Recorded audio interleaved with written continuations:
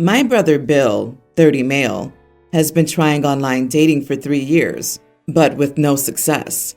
We live in a more rural area, so there aren't that many single women around his age to begin with.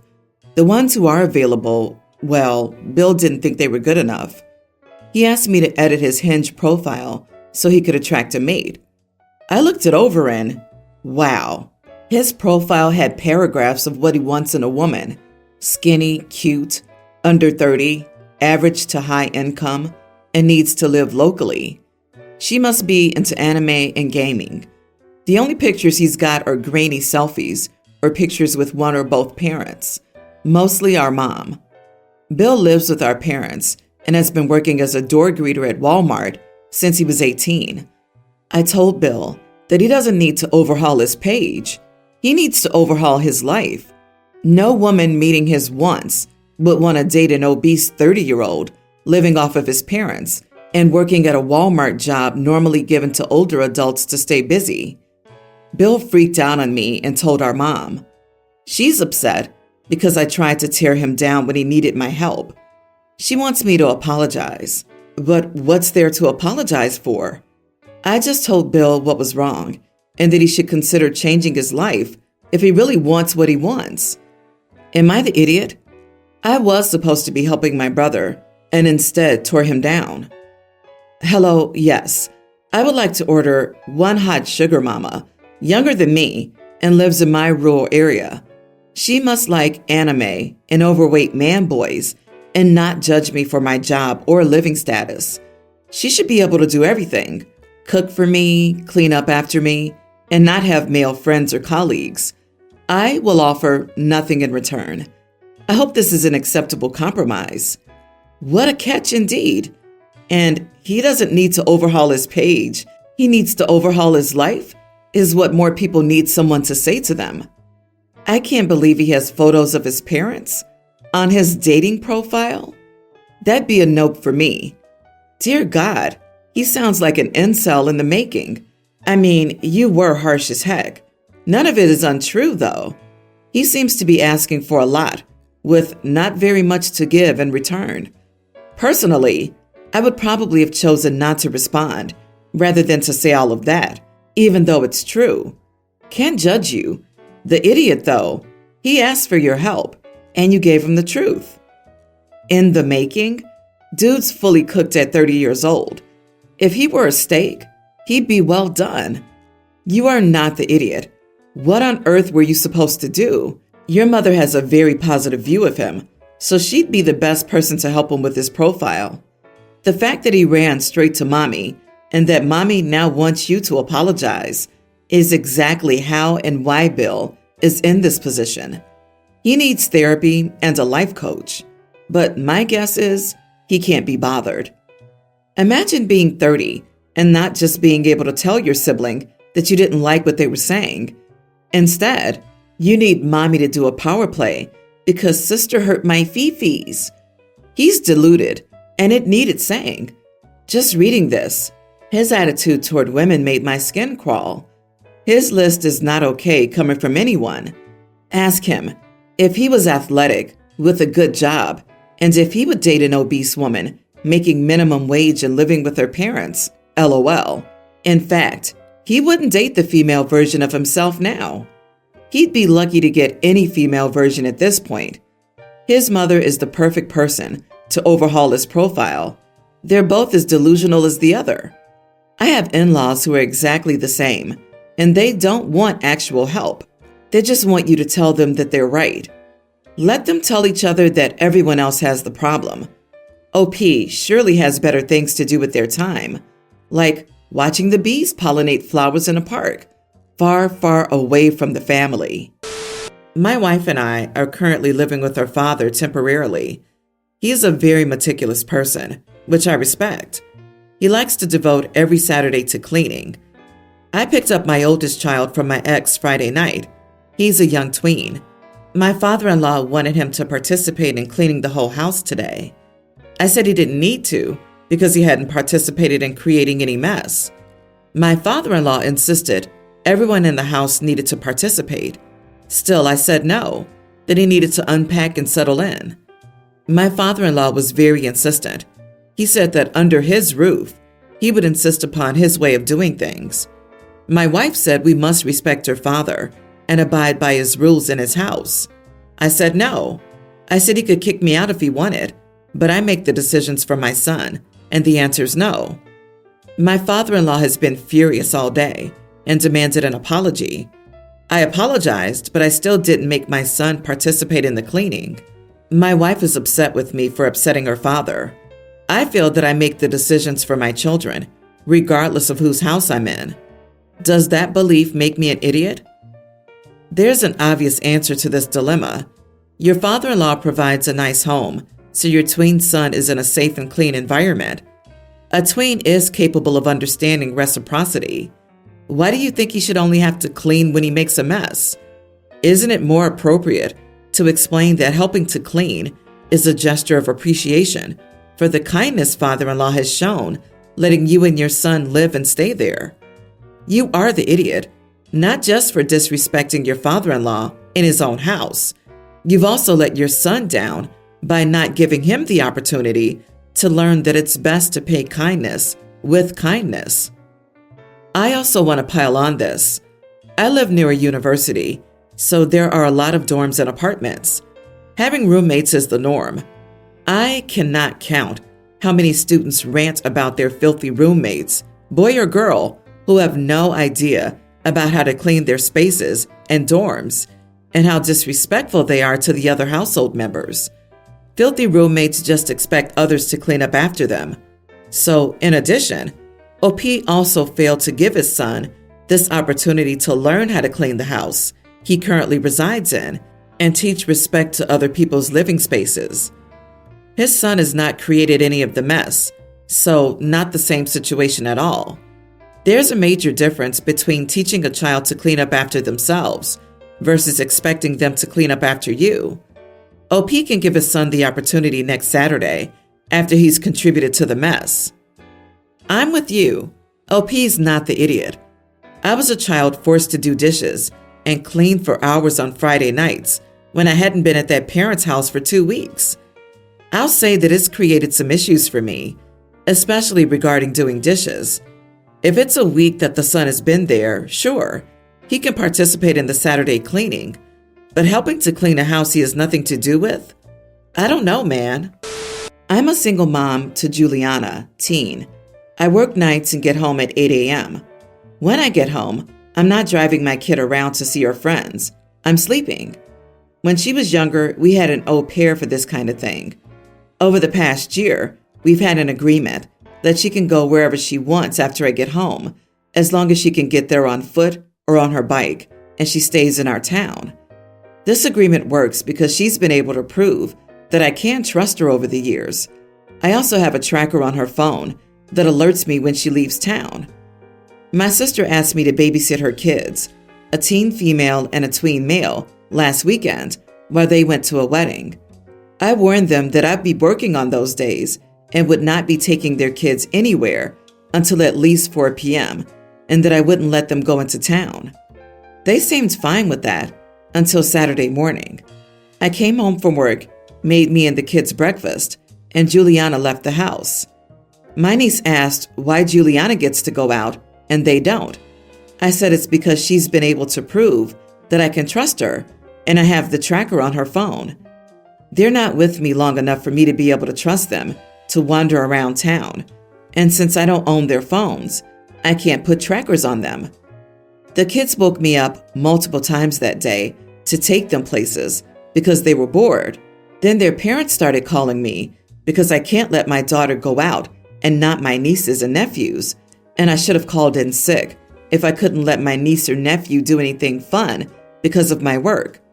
Sunday was the same. I didn't take them out that day either because if they didn't respect me, I would not take them out, which their parents also got mad about. My sister and parents are upset that I locked the kids in the house all weekend, but let Juliana do whatever she wanted. They're saying, to be fair, I should have let all the kids go out, or none, and are calling me a bad aunt. Am I the idiot for letting my daughter go out and not them?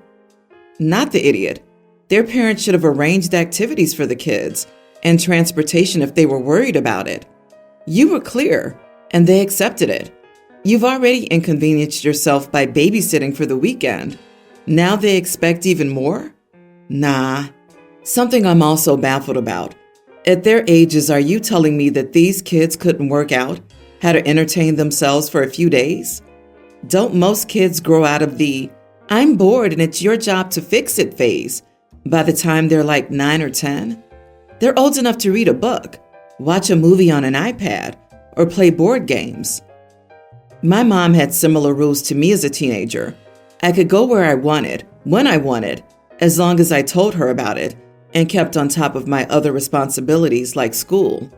My older brother would complain, saying it wasn't fair since she didn't do that with him, but his grades sucked, and he snuck out all the time to drink with his friends. The most rebellious thing I did as a teen was driving my friend to McDonald's for chicken nuggets at 3 a.m. because she was too high to drive. In other words, I was trustworthy, and he wasn't. OP, you did your sister a favor. They knew the rules. She would have complained more if something happened to her kids if you let them rove around free range. No good deed goes unpunished. My sister, 29, got married last Saturday. The ceremony was beautiful, and I enjoyed myself as much as someone who's famously not a wedding guy could. Unfortunately, the dramatics were not quite as enjoyable. I, 27 male, hadn't seen my family in a few months, and we've only had a handful of phone calls over those months. It's never purposefully that I pull one of these disappearing acts. It's primarily out of habit. I've been fiercely independent for most of my life. I get easily caught up in whatever I'm doing at the time, making it hard to remember to keep those not in my direct line of sight in the loop. My mother's the same way. It's also nice visiting around times when big events like this are going on, as my mom is prone to hovering whenever I'm home, and this takes some of the spotlight off of me. I had been in Ireland for around 8 months prior to flying in last Thursday.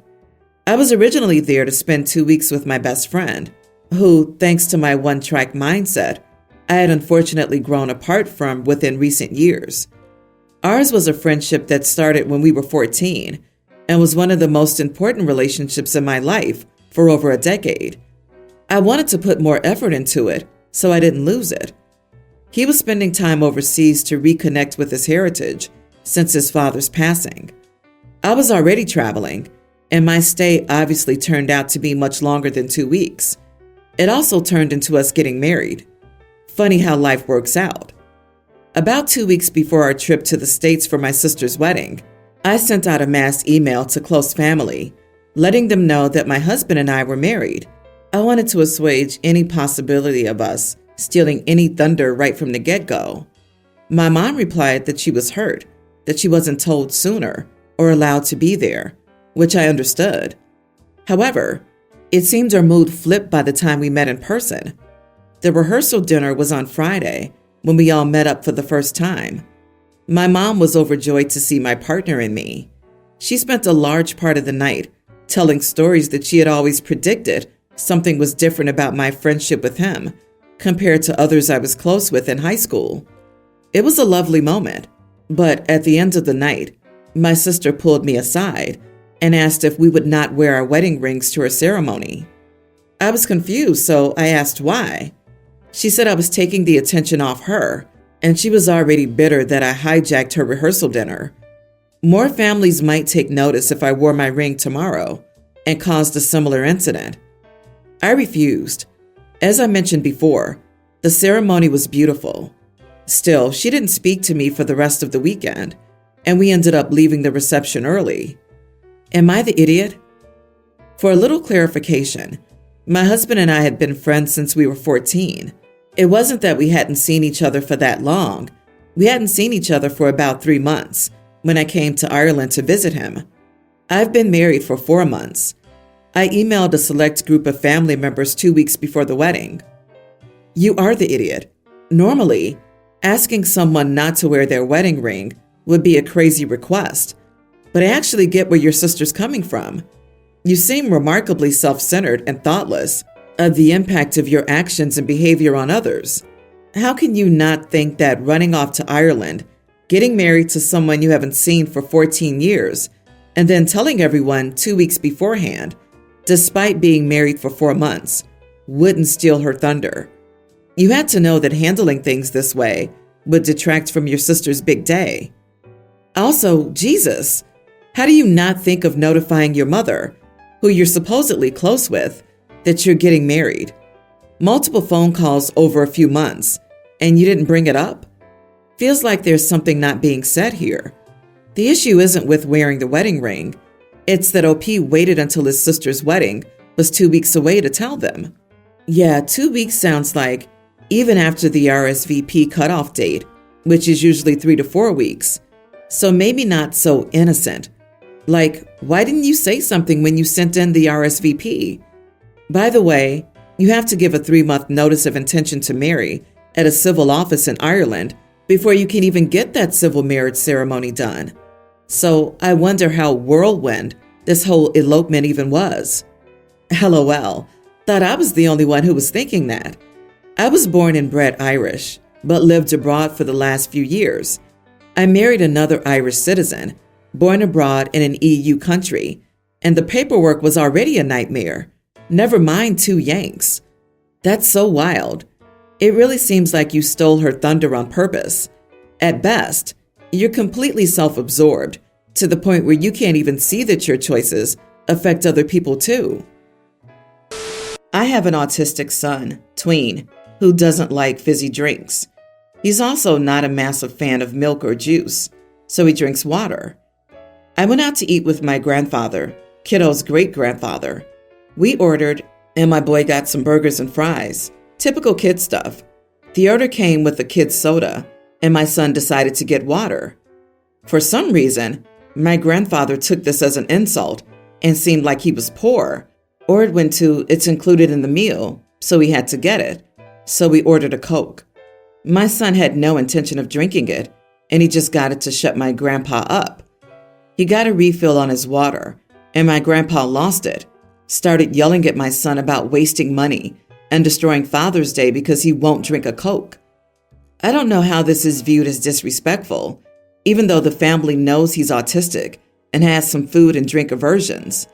I grabbed my kids and left the restaurant after my father wouldn't let up about the Coke. I get a text from my mom, it's her dad, later, because my son and I ruined Father's Day for my grandpa, and he's so rarely in town. I don't even understand this, because my mom is normally so good with my kids, and she's taking my grandfather's side in this argument. Not the idiot. Grandpa ruined Father's Day by making something out of nothing. No one assumes a family's poor because one kid drinks water. It's normal, and a grown adult shouldn't be freaking out. Your kid is totally within their rights to not drink the cola, and you're within your rights for not forcing him to drink it either. To be more precise, Grandpa made a wine out of water.